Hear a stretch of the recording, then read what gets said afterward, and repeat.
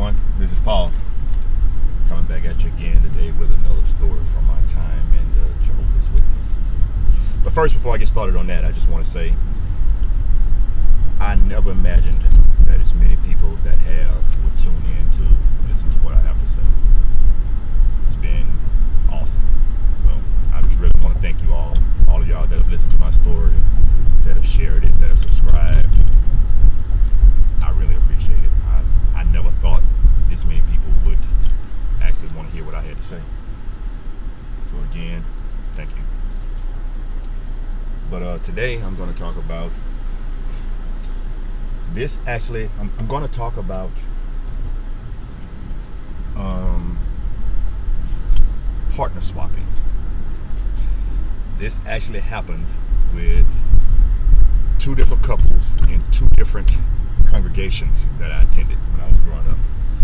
And I understood what was going on far better then, because this was during my teenage years. This was when I was right before I got ready to leave the witnesses.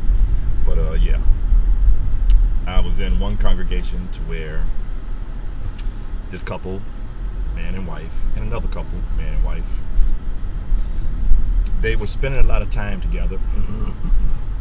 And what ended up happening from them spending the time together is they actually swapped husbands and wives, I guess you could say. The husband and wife here and the husband and wife here. This husband left this wife for this wife, and this husband left his wife for this wife. So they all did get this fellowship, but they were, all four of them were only out for a year. And they came back after their divorces were final, and they remarried. They married the people that they swapped with. So they all came back to the same congregation, just married to the different partners. And they returned to them right back in, like nothing ever happened. And it also happened in another congregation. Same situation, but only these couples didn't break up and go with the other person. They stayed together. They were just sharing, I guess you could say. He would be with that wife, and he would be with this wife. That was found out.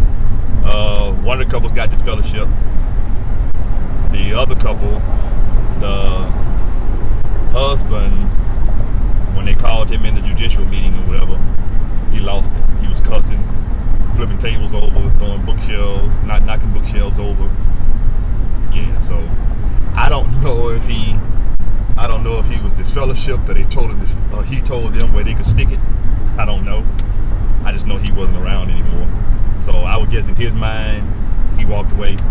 In their mind, they kicked him out. But these are the same people that preach against things that preach against gross sin, preach against adultery, that kind of stuff. I mean, you love who you love. I'm all for being with someone that makes you happy. But these people are so hypocritical to where they don't leave you room in your life to figure out what makes you happy. They figure they should tell you what makes you happy, and that's the path that you should take.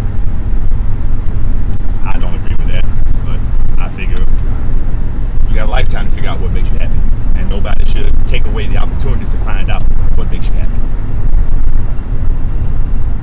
But yeah, that's just this was something that they attributed to worldly people and Christendom. They would do things like that.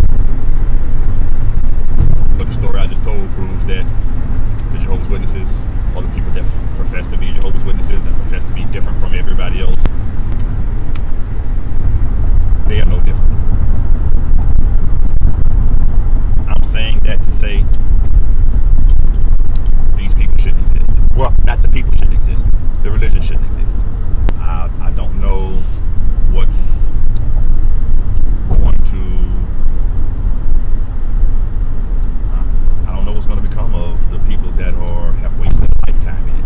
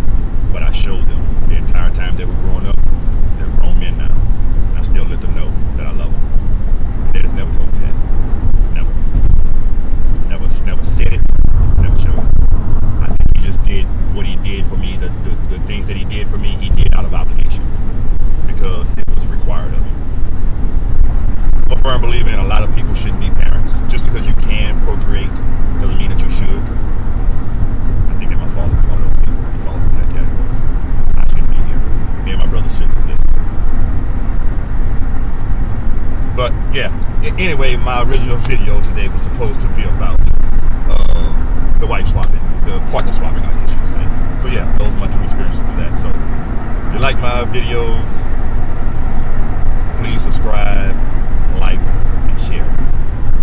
And I'll be back at you again shortly. Take care.